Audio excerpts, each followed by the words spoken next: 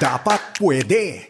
Dapat pwede. Programang nagtataas ng kalinangan at kaalaman patungkol sa proseso ng eleksyon at disability inclusion kasama ang Legal Network for Truthful Elections. Dito lang sa FEBC Radyo TV.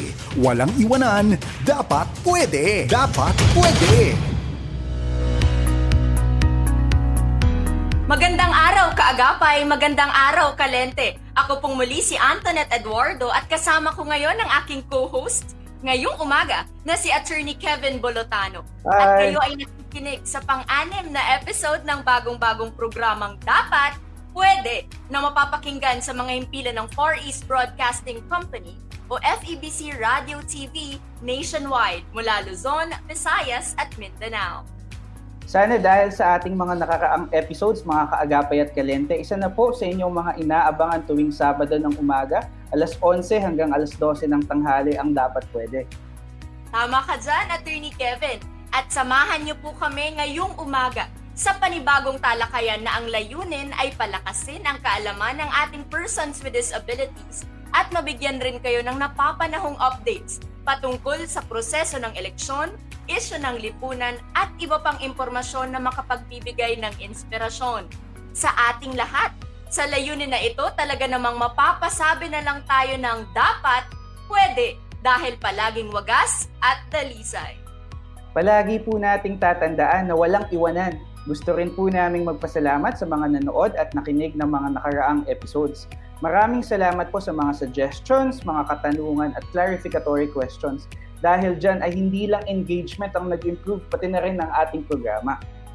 Para po sa mga Organization of Persons with Disabilities at Civil Society Organizations sa Pilipinas na kasamang nakikinig ng episode natin ngayong umaga na gustong lumahok sa ating mga proyekto para sa ating mga persons with disabilities at para rin sa iba pang marginalized sector ngayong eleksyon, paki-contact na lamang po kami sa mga numerong ito. 0917-106-6265 at sa Facebook page po ng DZAS Radio TV at pati na rin sa Facebook page ng Lente Philippines. Para sa episode natin ngayong umaga, makakasama natin sina Ms. Briza Rosales, Project Director ng Lente, Sir Arjan Aguirre, full-time faculty at researcher mula sa Department of Political Science ng Ateneo de Manila University, at Ms. May Gladys Butoy, Inclusion in Elections Advocate and Expert, former Project Officer and Vulnerable Sector Specialist of the International Foundation for Electoral Systems, two-time board member of the Adaptive Technology for Rehabilitation, Integration, and Empowerment of the Visually Impaired, former Human Rights Program Director of Lente, and currently a consultant of the National Democratic Institute. Bali, ang episode natin ngayong umaga ay para mapag-usapan natin ang kahalagahan ng political engagement at election participation ng mga mamamayan ng isang bansa, lalong-lalo na ng ating mga persons with disabilities. Ayan po. Magandang umaga, Briza, Sir Arch at Ma'am May. Kumusta po kayo? Magandang umaga po. Magandang umaga po sa inyo. Magandang umaga. Magandang umaga mula dito sa Benguet. Magandang umaga din, Attorney Kevs and Tanet. Baka gusto po nating magbatiin muna natin yung mga nanonood sa atin ngayong umaga. Ako gusto ko i-shout out yung mga avid listeners natin sa FEBC Radio TV na kasama na natin ng 6 na linggo. Sana tamang 6 na linggo yun ang sabi ko. Yeah, mukhang tama naman. Ayan. So, bale, after the greetings, dediretso na tayo dun sa discussion portion natin. So, sa unang question, ito kay Briza to. So, para sa mga hindi nakakakilala si Lente, ano ang misyon at trabaho ng inyong organisasyon? Thank you, Attorney Kev, sa question. Pang Miss Universe ba dapat yung sagot? Hindi naman. Pero yung pa sa kaalaman ng lahat. So, ang Lente, meaning Legal Network for Truthful Elections. So, ang Lente ay organisasyon ng mga abogado, law students, paralegals, and other trained volunteers engaged to do election work. And yung core objectives ng Lente, kung mapapansin nyo, paulit-ulit sa branding, yung hashtag sa atin ng election. So may letter I doon. So inclusiveness, isa yun sa mga ginagamit na standard or measure para i-assess yung integrity ng elections. So isa yan sa mga mission ng organization.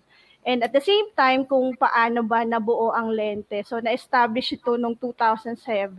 So almost 15 years na nag-e-exist ang organisasyon. Hindi matanda na ba o bata pa rin? Pero siguro nasa gitna.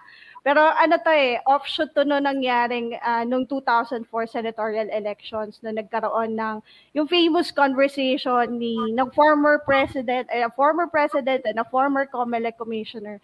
So isa to sa mga in-address ng Lente, yung pagbabantay ng canvassing stage ng election and to provide legal services sa mga kapwa civil society organizations. Ayan. So, mas nakilala na natin yung Lente ngayon. So, Riza, ano yung mga kasulukuyang projects pala ng Lente? Baka pwede mong i-share sa mga viewers natin ngayong umaga. Currently, nagtatransform ang Lente ngayon into an election monitoring organization. Pero big chunk ng ginagawa ng Lente ay public education activities, partnership, capacity building, and then electoral reforms. So itong pag-transform ng Lente na to, it is to monitor the all aspects and stages of the electoral cycle. So medyo matagal-tagal na rin yung binubuno na pagbabantay sa election. And isa nga sa mga focus ng Lente ay ang vulnerable sectors voting monitoring. Ayan, maraming salamat, Riza. So ngayon si Ma'am May naman yung tatanungin natin. Ma'am May, ano yung previous work experience niyo pala in relation sa political participation ng mga persons with disabilities? Hi Kevin and hi Tonette at hi ulit Arj and Riza at saka Jimel. So salamat sa tanong Kev, kasi gusto ko lang ma-contextualize kasi parang wala tayong guest ngayon na kasama na person with disability. So unahin ko lang sabihin na wala kami dito para i-represent yung concerns ng persons with disability. Andito kami para pag-usapan yung based dun sa mga work namin, current and past, na bilang mga katuwang ng mga persons with disability sa advocacy on political participation, especially sa elections. So, dun sa tanong mo, so, nung 2009, nagsimula ang mas medyo systematic na pagtingin sa mga vulnerable sectors sa participation nila sa election. So dyan tinignan yung persons deprived of liberty, persons with disabilities, yung first-time voters, mga IPs. Tapos yung work na yon nagsimula sa partnership ng Commission on Human Rights at ang COMELEC.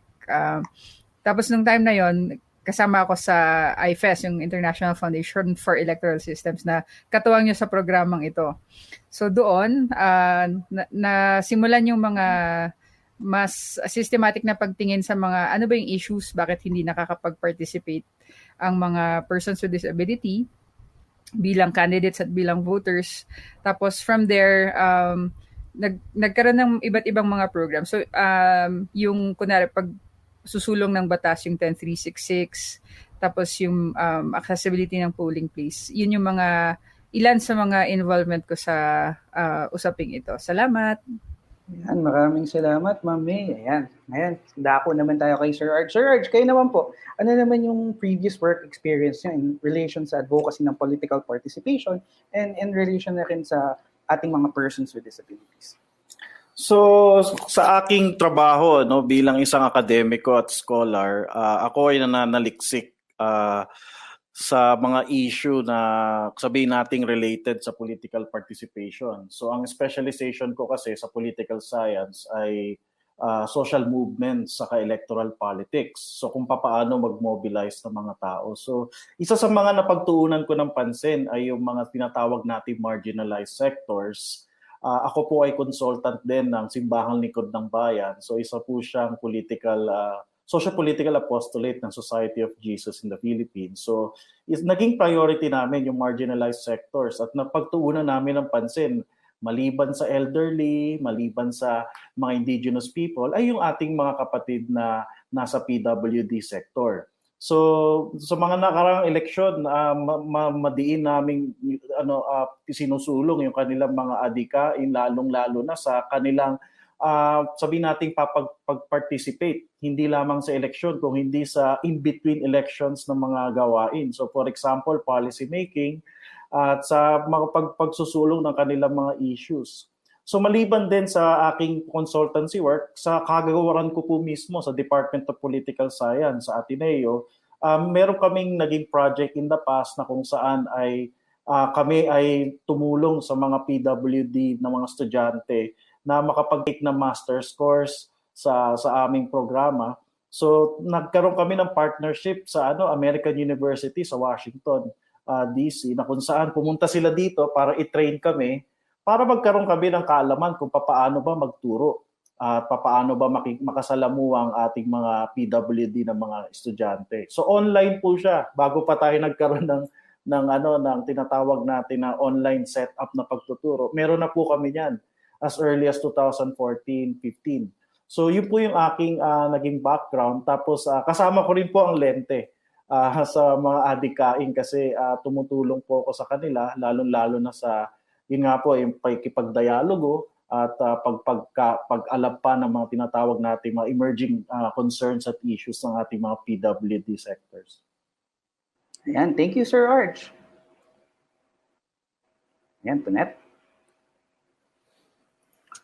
Ayan, so ngayon nakilala natin yung mga guests natin ngayon. Ano ba yung mga naging advocacy nila, mga ginawa ng mga organizations that they belong to when it comes to the sector na persons with disability sector. Ngayon po, alam natin dahil paparating na yung eleksyon, may mga nakikinig sa atin ngayon that who are members of the persons with disability sector. Ano po yung kahalagahan? Ano yung kahalagahan? Bakit importante yung election engagement, yung pagsali sa eleksyon ng ating mga kababayan, lalo na po yung ating persons with disability sector? Bakit kailangan makilahok? Bakit kailangan makasali? Siguro unahin po natin si Prof. Arjan. Sir Arjan, go ahead po. Kasi kung titingnan natin sa kasulukuyang datos, makita talaga natin na malaki ang kanilang porsyento, no. So sabihin nating 2019 na data na akin nakalap, yun nga ang global population ng persons with disability ay nasa 15% ng global population. So sila yung tinatawag nating mga tao na kasalukuyang nakakaranas ng iba't ibang uri ng tinatawag natin mga concerns o sabihin natin mga experiences na nangangailangan ng ating sabihin natin ng pansin. So nadi-discriminate sila sa kanilang employment, sa kalusugan, pati rin sa edukasyon. Siguro sa ngayon nakita rin natin na dahil nga marami na silang concern, dapat din silang mai-include dahil sa kanilang mga input din sa mga usaping political at social. So makikita natin na itong mga issues na ito lumalaki kasi nag-i-intersect yung kanilang katayuan bilang parte ng persons with disability sector at yung kanilang gender, yung kanilang social status, yung kanilang identity. So makita natin itong sektor na ito ay maraming maitutulong. Marami silang mabibigay na input sa kasalukuyang mga discussions na ating hinaharap bilang bansa. So kung titingnan natin 15% of the global population sa Pilipinas, sabihin natin maliit lang daw sila, pero hindi . Sila yung nakaka-experience, sila nakakaranas ng mga iba't ibang mga uri ng mga diskriminasyon, ng mga concern. So marami silang mako-contribute sa ating mga discussions. Ayan. Thank you very much, Prof. Arj. Siguro proceed tayo kay Briza. Briza, sa tingin mo, ano pa kaya yung kahalagahan nitong election engagement pagsali sa eleksyon ng ating mga kababayan, lalo yung ating persons with disability, Briza? Oo. Actually, yung importance ng engagement, actually, sinasagot nito yung very essence or ba dapat mabigyan ng justification yung essence ng inclusion. Kasi yung very essence nun, sila yung nakakaranas or personal na nakakaranas ng mga challenges, barriers, particularly sa kanilang electoral and political participation. So sila din yung, para sa kanila din yung mga polisiya na sinusulong natin. Kaya very important na sila yung nai-involve sa different election stakeholders or for example, dito sa setting natin sa Pilipinas, tuwing election or kahit hindi election, mayroong mga interagency coordination meetings. So very important na sila yung kasama dahil sila din yung para sa kanila i-implement yung mga polisiya na yun. So yun yung tingin ko or sa Lente na very importance ng engagement ng mga sector, particularly ang persons with disabilities. Thank you very much, Briza. So, Ma'am May, is there anything that you'd like to add when it comes to engagement, election engagement? Ano yung kahalagahan nito? Bakit kailangan maging engaged? Lalo ngayon, paparating ang eleksyon sa mga diskurso. Bakit mahalaga na engage tayo dito? Lalo yung ating mga persons with disability, Ma'am May. Susugan ko lang yung sinabi ni Arch tsaka ni Briza, no? I think, doon ako sa karapatan naman. This is, karapatan kasi nila na mag-engage. No, sa political participation, mag-express ng kanilang mga saloobin tungkol sa gobyerno, tungkol sa pagpapatakbo sa gobyerno, for example. And gusto ko lang din i-emphasize na yung political engagement or electoral engagement ng persons with disabilities dapat hindi rin malimit sa bilang voter.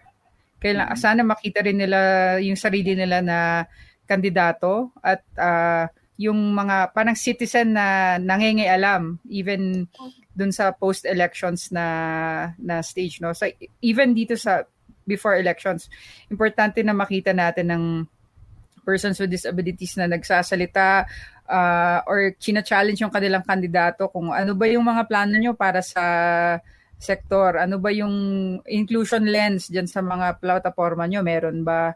Or alam nyo ba ang ibig sabihin ng inclusion, parang ganyan. So dapat ganun na yung dapat ginagawa ng persons with disability kasi parang hindi na dapat nila nililimit yung pagtingin sa sarili din nila na botante lang or na kailangan parang yung pagtingin nga rin natin na yung fact na nakakaboto sila, kailangan din pagpalitan, di ba? Dapat hindi yun special project. Dapat binibigyan natin sila ng opportunities to engage. Kaya kailangan sila mismo, yung they claim the right to electoral participation. Yan. Magaganda yung mga nakuha natin, why political engagement is quite important. So sinasabi po ba natin, Mami, na yung vision natin, yung gusto nating makita, not just in this coming elections, but in the next election, is that we have members from the persons with disability sector na empowered na to run for a public position in the coming elections. Ano po? Mami? Yeah, definitely. Kasi para mas matugunan yung mga issues ng inclusion at mga pangangailangan nila, maganda rin kasi na nasa position of power sila, di ba? So, maganda na but actually may mga kilala naman ako na tumatakbo bilang na persons with disability. For example, former commissioner ng COMELEC, siya dati, governor siya dati, di ba, sa Isabela, si Ma'am Grace Padaca. Hello po, ma'am, kung nakikinig kayo. Hi, so may mga ilang mga tumatakbo naman. Pero yung maganda kung medyo makita talaga nila systematically ma-organize nila yung sarili nila, katulad nung party list ngayon, may tumatakbo na party list, alam ko, ang persons with disability. Tapos sa lokal, sa mga barangay, sa mga municipal level, okay din. Tapos sa higher level, kasi katulad ng nabanggit ni Prof. Arj, they have the numbers. Imagine may 15% ng every population may disability. So kung gugustuhin nila, ang lakas ng puwersa nila kung ma-organize nila yung kanilang mga sarili at mag-participate. Thank you very much, Mami. Ayan, I have a follow-up question kay Mami. Mami, in regards to that, how would you describe the level of election engagement ng ating mga persons with disabilities sa Pilipinas over the years? Like, has it been developed? Has it been better compared sa mga past elections natin?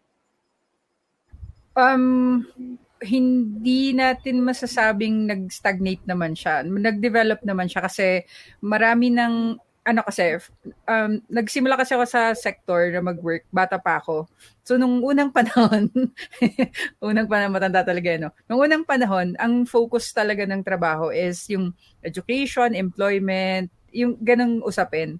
So, makikita mo na mas nagbabago na rin yung mas pinag-uusapan sa sector So yun yung isang basis ko, no. So the fact na pinag-uusapan na sa sector, mas broad yung discussions on political participation, isang good sign yon. Tapos siguro yung yung registration, kunyari kung naghahanap tayo ng datos, ang isang kulang yung registration data ng COMELEC. Meron tayong registration procedure para sa persons with disability. May annex na kailangan i-register mo yung sarili mo, andun yung impairment or yung disability mo. Tapos hindi yun masyado kasing na-implement ng maayos. Kung mas ma-document sana kung sino sa mga registered voters yung persons with disability, makikita siguro natin na over the past decade, baka hindi lang nagdoble or baka nag-triple yung number from yung what's recorded sa COMELEC. Actually, thank you. Thank you, Mami. Nung mga nakaraang episodes po, may binigay ang COMELEC DSO na data din na tumaas. Ngayong, nung mga nakaraang taon, medyo tumaas yung mga nagparehistro. Ngayong taon po, tumaas yung nagparehistro. So nakikita po ba natin na based dito, napoproject ba natin na tumataas din, siguro Briza? Ngayon, yung level ng ating, based sa mga nakaraang eleksyon, yung level ng election engagement ng ating persons with disability sector, given that data, we can say that tumaas talaga yung level ng engagement ng ating persons with disability sector, Briza. Actually, masususugan to nung answer ni Ma'am May kanina. Pero as of now, yung pagtingin natin sa lente, mataas yung level ng engagement ng mga person with disability sector. Kasi nandyan palagi yung coordination with the government, kasama yung different person with disability organizations, andyan ang NCDA, ang NAPSI, madaling matawag. Pero yung nakikita nating problema dito, so iba yung mataas na level ng engagement, pero versus do sa actual na nagagawa after. Siguro kasi yun yung masususog ko doon sa sagot ni Ma'am May kanina, yung actual implementation. Parang very easier ngayon makipag-usap, yung coordination, pero doon sa actual na implementation, doon tayo nagkakaproblema. So yung nakikita kasi natin yung hadlang dito, isagutin ko na rin, yung nakikita natin yung hadlang dito ay yung pagtingin sa election, seasonal din. Para di ba yun nangyayari dahil seasonal yung pagtingin mo sa election, seasonal din yung engagement ng sector. So dun, yun lang yung level or basehan natin na kaya mataas yung level ng engagement. Kaya medyo kulang tayo doon sa actual implementation. So ito Yes. based doon sa actual experiences natin from the previous elections and this year's elections. Right. So yun Yan, talaga yung thank you. nakikita natin, nakikita natin na problema. Yung tao kung minsan engaged kapag election season, pero right after, parang wala nang involvement. Hayaan na lang, hindi na i-check na gagawa ba ng maayos yung trabaho. Attorney Kevin? Yes, yun. Kasi dumako na tayo sa mga issues eh. So gusto kong sanang tanongin si Sir Arj. Based sa research nyo, Sir Arj, ano-ano yung mga issues o factor na pumipigil o humahad lang sa total o full political engagement or electoral participation ng ating mga persons with disability dito sa Pilipinas? Unang-una, based sa mga sabihin nating recent na mga studies, na publish ito mga within 5 years. Ang pinaka sabihin natin na highlight na issue ay yung physical access, as in that has been the very concern of most of our citizens from the persons with disability sector, kasi nga nahihirapan sila na makagalaw sa sabihin natin sa araw mismo ng eleksyon, at kung hindi man sa araw ng eleksyon, pati nga yung access din sa mga lugar na kanilang pupuntahan, magpaparehistro, magpapaano. So yun yung number one na naging issue. Siyempre, ang naging response ng ating gobyerno naman dyan ay sabihin natin commendable, kasi nakapagpasa nga sila ng Accessible Polling Places Act of 2013. Pero sa mga nagdaan na taon, na-implement lang naman siya 2016. Tapos meron mga sabihin natin pag-aaral ulit na ginawa, assessing naman kung kamusta ang implementation. So tama yung nasabi kanina ni Briza saka ni May na yung implementation ay iba pang issue yun. Katulad ng mga batas na naipapasa sa mga nagdaang taon, laging nagkakaroon ng problema sa implementation.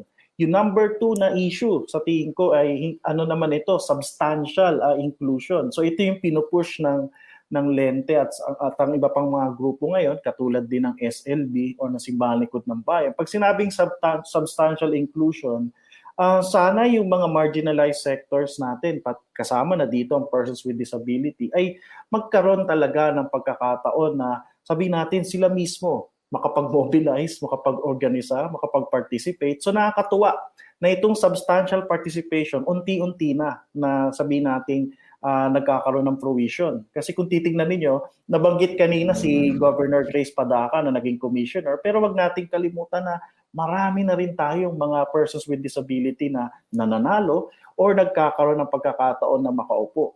So, babanggitin ko lang sa kasalukuyang kampanya natin o yung election ngayon, yun nga, si Miss Carmen Zubiaga, tapos yung sa party list naman, yung P3 PWD. So sila yung mga sabihin nating nagsusulong ng mga issue or agenda ng ating mga kababayan sa persons with disability sector.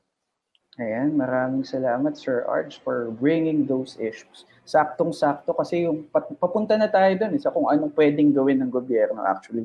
So ang next question naman po talaga ay ano naman yung kailangan gawin ng gobyerno para mas maitaas palalo ang taas ng election accessibility sa ating bansa. For that, unang-una ko pong tatanungin ay si Ma'am May. Sige, siguro before I go to the ano yung kailangan gawin, gusto ko lang din i-highlight yung issue ng aside from yung sinabi ni Arj na physical access, malaking issue din sa sector yung information access. For example, kasi naging kasama ako sa board ng Atrieve, no, it's an organization for the education ng mga blind persons on technology. Sa kanila, parang yung access to information, usually kasi yung information tungkol sa candidates, for example, nakikita dun sa mga visual na materials, di ba? So, importante na meron din silang mga materials na na-access. For example, yung mga marunong mag-computer na mga bulag, at least sila nababasa nila sa social media kung ano yung mga current issues. Pero paano yung, for example, yung mga mahihirap na may visual impairment tapos nasa remote area pa, for example, mga ganun. So, yung mga ganun, kailangan kasi yung pagtingin natin sa population, may diversity talaga. So, iba-iba talaga yung needs ng mga tao for example, for information, for physical access. So, kailangan ganun kasi muna natin tignan yung ating population para pag gumawa tayo ng mga anything, for example, yung campaign ng mga kandidato, covered yung needs ng iba-ibang sektor or iba-ibang mga hindi lang persons with disability, lahat ng tao kasi iba-iba yung level ng pangangailangan, understanding, lahat yun medyo that's a universal truth, di ba? Hindi tayo pare-pareho ng eyesight, for example, mosquito net, walang salamin. Hindi tayo pare-pareho ng yung level ng comprehension, for example, di ba? Merong mga tao na mas mabagal makaintindi. So yun yung mga kailangan ganun yung framework.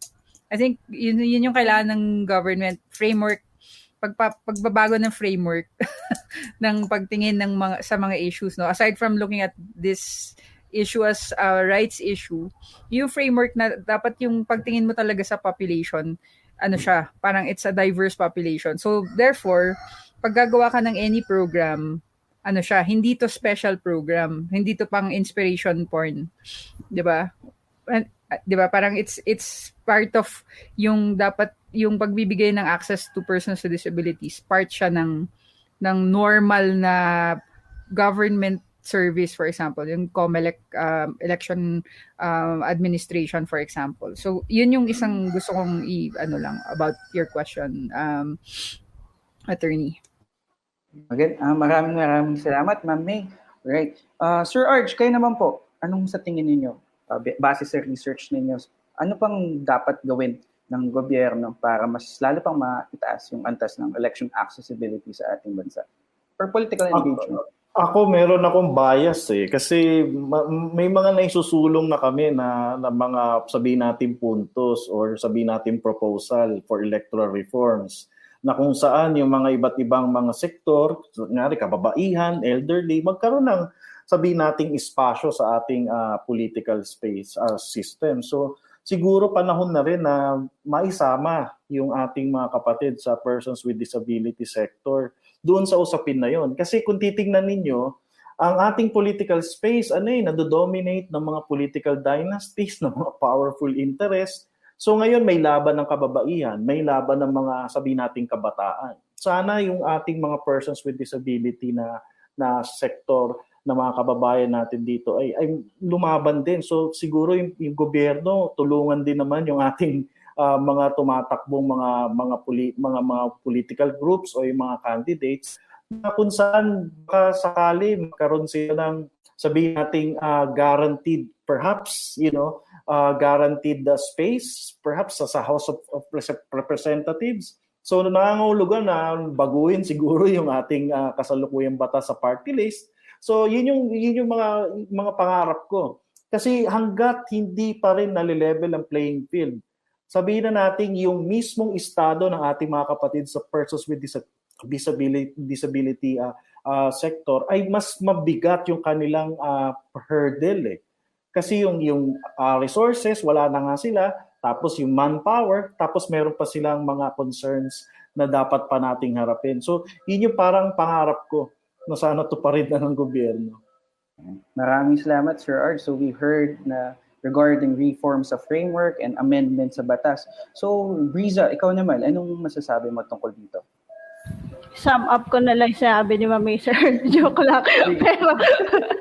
Pero yung magdagdagan ko na rin Attorney Kevs kasi yung dagdag pa talaga na problema ay syempre yung pagtingin sa inclusivity o yung inclusiveness, 'di ba? Pag ina-address mo yung problema sa inclusiveness ng election, ang pagtingin ay physical accessibility lang. So gusto ko lang susugan din yung sinasabi ni Ma'am May na hindi lang physical accessibility kasi may ganong pagtingin limitadong pagtingin dun sa pag-address or maging inclusive mas inclusive ang election. But yung magagawa siguro ng gobyerno, siguro andun ang lente sa perspective na andun tayo sa mga polisiya at magandang opening and opportunity na lalo ngayon merong COMELEC Vulnerable Sectors Office. Kasi ngayon nagsisimula pa lang na tumakbo din yung gagawa lang na opisina. So maganda talaga na may framework. Actually sinusulong 'di ba na magkaroon ng manual na yung tamang implementation, papaano gagawin yung tamang implementation ng mga policy and other advocacy activities. So siguro masisimulan siya kung magkakaroon na talaga ng maayos na budget yung opisina. So at least dapat ma-establish talaga yung permanent creation ng vulnerable sectors office through law. Kasi ngayon 'di ba na-create lang siya through a COMELEC resolution. So isa 'yan sa nagiging internal na problem. So isa yun sa accessibility pagdating doon sa actual implementation. So pangalawa ay yung pagsasaayos actually nung different policy initiatives per stages ng electoral cycle. Actually, yun naman yung wino-work out. And ang gusto lang natin na mas maging open and transparent pa para mas pagtulong-tulungan. Lalo na ngayon naman sobrang involved ang sector pagdating doon sa doon sa usapan ng mga ganito. Pero sana magtuloy-tuloy. So ito yung magandang opening at simula. Ayan, thank you, Rita. Ma'am May? Yeah. So, gusto ko lang, parang dagdagan ng, kung yung tanong parang gusto kong bigyan ng specific na answers, no? Kasi, nasimulan na ni Brisa yung pag-uusap tungkol sa batas. I think, maganda na yung existing na batas na meron, pero hindi pa na-implement din fully. Gusto ko i-stress yung isang provision dun sa 10366 kasi kasama kami sa nagsulong nung batas na yon.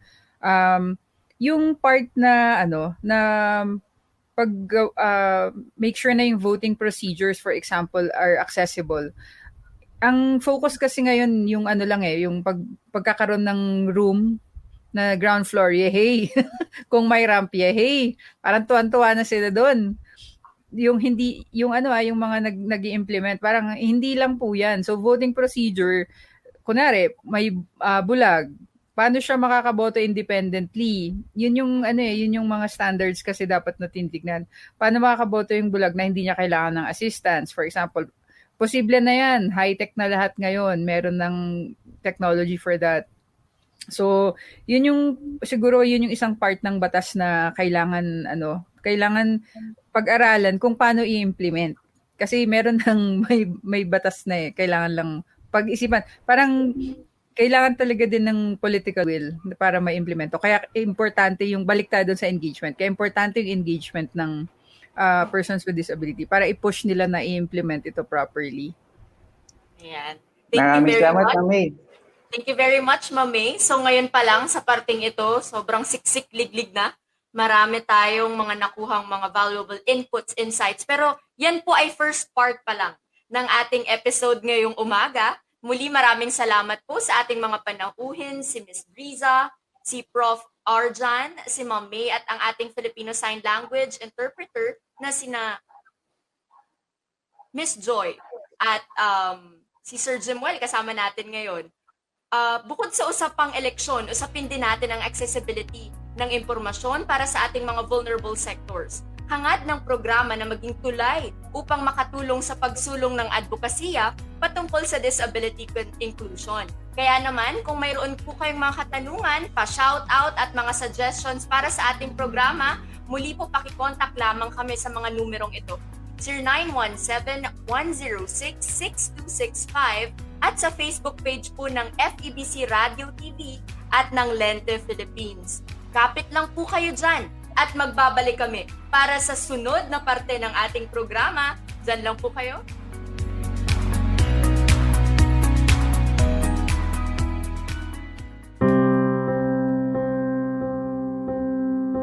Ang pagboto ay di biro, hindi kaning isusubo, iluluwa pag napasok.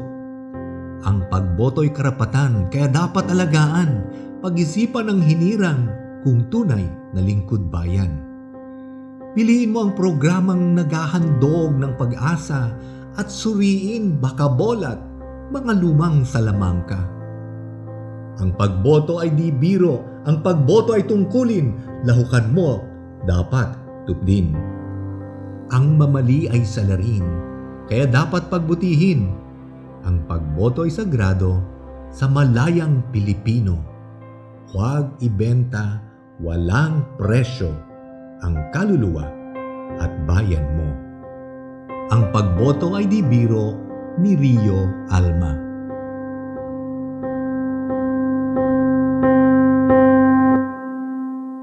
Ito ang 702 DZAS. 702 DZAS. Agapay ng Sambayanan.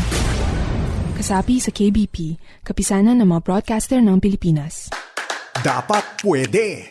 Dapat pwede! Programang nagtataas ng kalinangan at kaalaman patungkol sa proseso ng eleksyon at disability inclusion kasama ang Legal Network for Truthful Elections. Dito lang sa FEBC Radio TV. Walang iwanan, dapat pwede! Dapat pwede!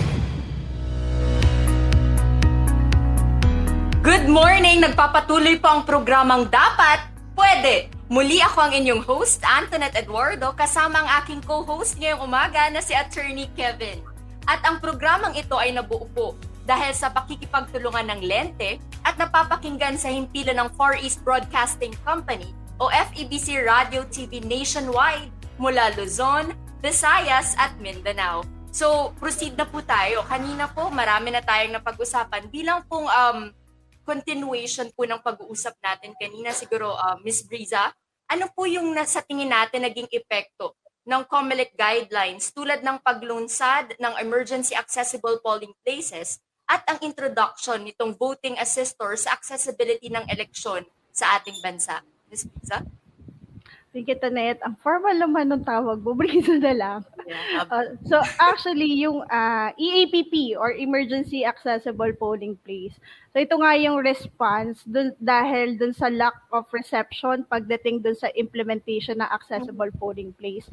Pero siguro, Tanet, bago ko sagutin yung parang naging effect or stand ng Lente about this, siguro i-discuss ko lang ng konti ano ba yung Emergency Accessible Polling Place. So yung Emergency Accessible Polling Place, ano siya eh, so temporary polling place or makeshift na available na kapag di ba may exercise of choice under our COMELEC or general instructions. So kung halimbawa, hindi ka pa nakapag-avail ng hindi ka nag-avail ng accessible polling place at the time of registration. So available to para sa mga person with disabilities and senior citizens or older persons. So hindi ka nag-avail ng APP. So, meron kang option. Ito yung exercise of choice. So, pwede kang bumoto sa regular polling place mo through express lanes. Tapos, ito namang emergency accessible polling place. Halimbawa, i-exercise mo to. So, available to sa person with disability, senior citizens, or older persons, plus heavily pregnant. So, may plus pagdating doon sa COMELEC resolution natin. So, kasama yung mga heavily pregnant. Tapos yung effect nito, para klaro lang, kasi iba siya pag nag-avail ka ng APP or ng regular polling place sa may express lane kasi may makina. Sa emergency accessible polling place naman, so wala kang makina. Yung effect nito, meron kang support staff. So i-authorize mo yung support staff na kunin yung balota mo do sa regular polling place mo. And then, idadalhin bibigay ni chairperson sa kanya doon kay support staff, then ibababa doon sa makeshift or temporary polling place kung saan nandun yung EAPP.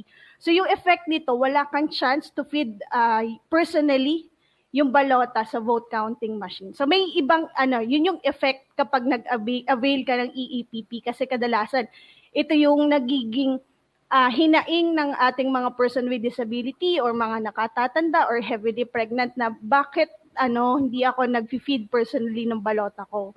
Tapos ito rin yung isa sa mga exception kung bakit kailangan maglabas ng balota. 'Di ba originally dapat di lalabas yung balota sa polling place. So ito yung exception. So yun yung EAPP.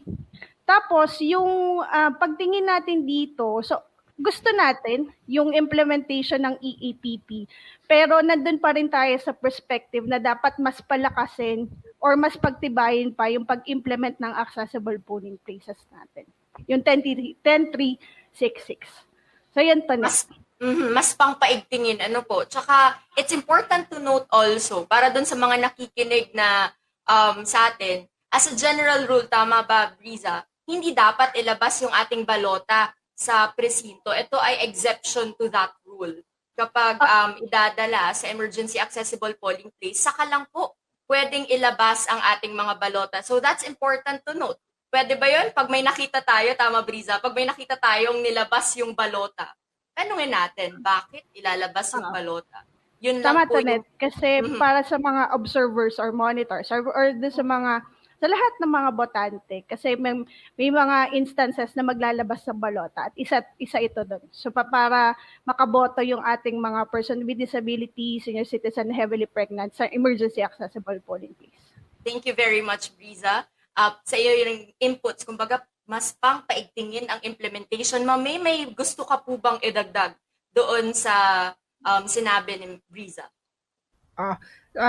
So yung sinabi niya na kailangan paigtingin, tama yun, no? Kasi parang yung EAPP, parang response siya kasi nung in-implement unang beses yung accessible polling place, marami palang hindi naka-register na persons with disability. So hindi sila kasama sa APP. Tapos later on, nagkaroon na nga ng pwede ka nang mamili kung sasali ka sa APP. Pero I think gusto ko ring shout out sa sector, no, na maganda rin talaga na na mag-register bilang person with disability doon sa COMELEC.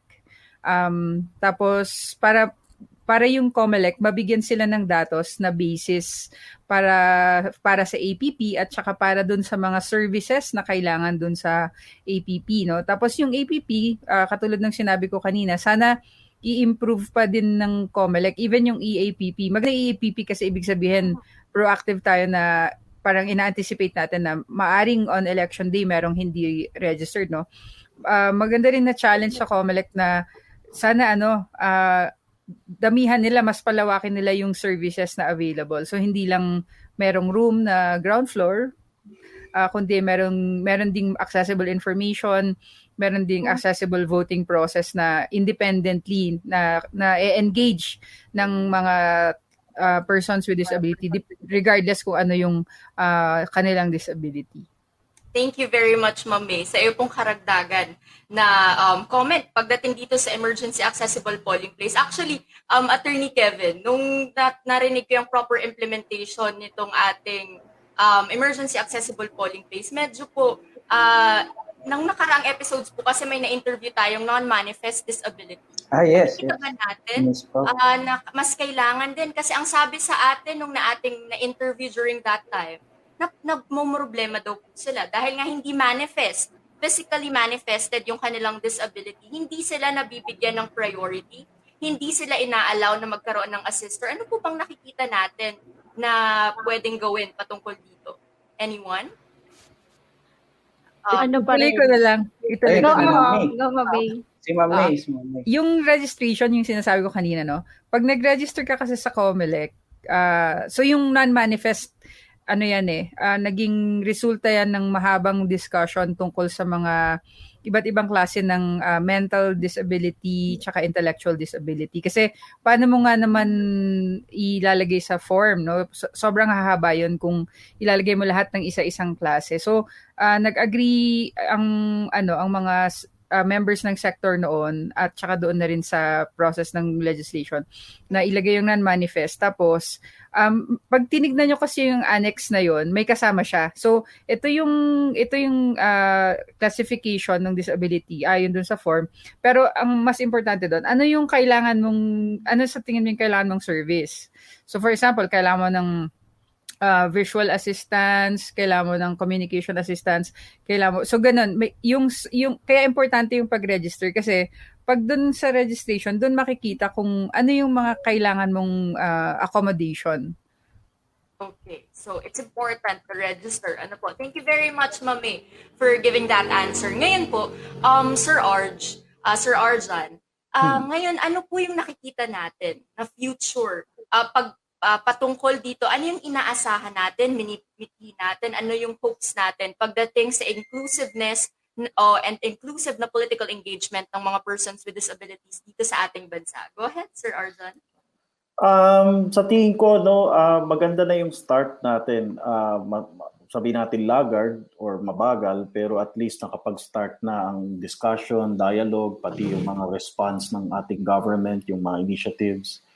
Pero in the near future, sana makita na natin yung mas malawak, komprehensibo, at sabihin natin process-oriented na response. Hindi lamang ng gobyerno, pati yung community, pati yung society. Ibig sabihin, kung magkakaroon talaga tayo ng malalimang inclusivity, siguro ang diskurso, ang dialogo ay sana mag-evolve from the procedural dimensions or issues. Sana magkaroon ito ng movement toward the more substantial issues or aspects of the issue.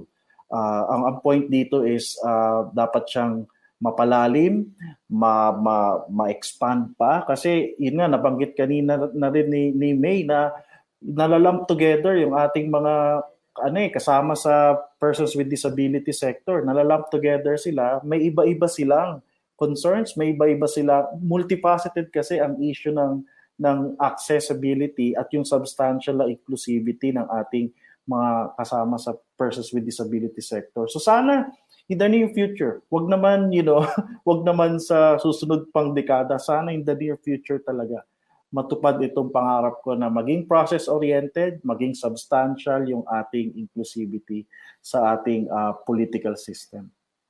Thank you very much, Sir Arzan. Briza, any additional na sa tingin natin? Ano yung minimiti at inaasahan natin pagdating sa mas inclusive na political engagement? Ms. Briza?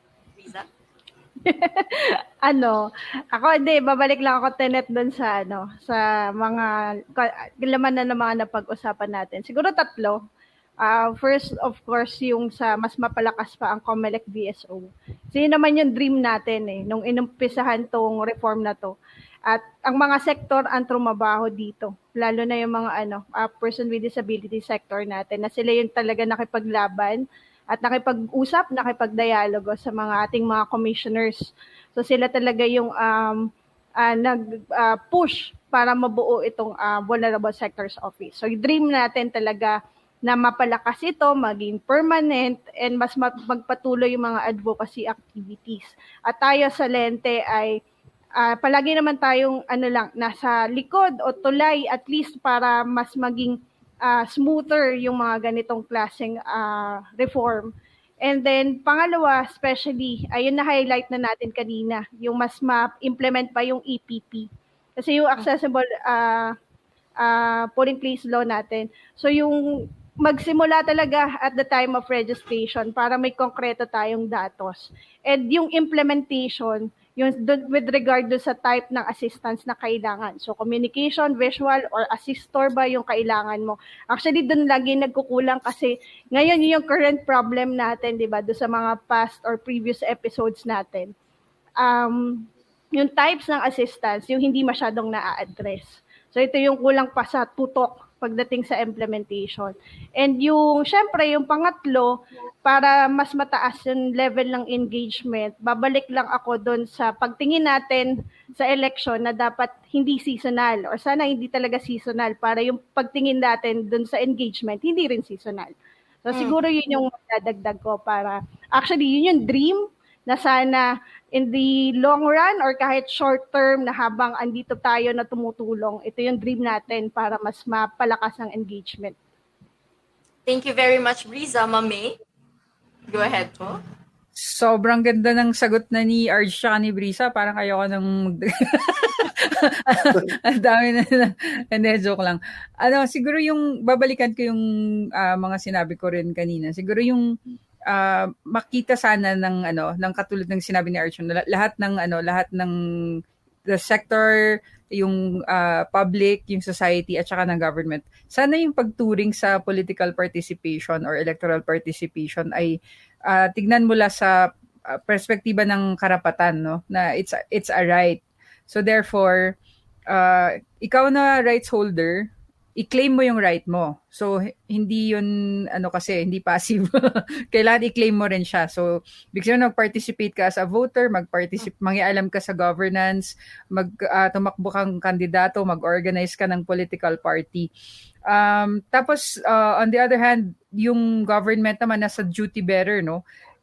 Maganda talaga na makita nila as a right to, para hindi siya ituring na special project, para hindi sila mag-feel good pag ginagawa nila. Saka siguro panawagan na rin sa media na pag kinover nyo naman yung participation ng persons with disabilities, wag parang inspiration porn kasi karapatan nila yan. So, hindi dapat despite of their disability, nakakaboto sila. Dapat hindi ganun, no? Dapat mas positive na nagkaroon ng accommodations, gumawa ng accommodations yung COMELEC, for example, gumawa ng may office, no? Dapat ganun yung mga hina-highlight para makapag-participate yung persons with disability.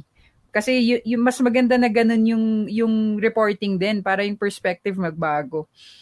Tapos siguro yung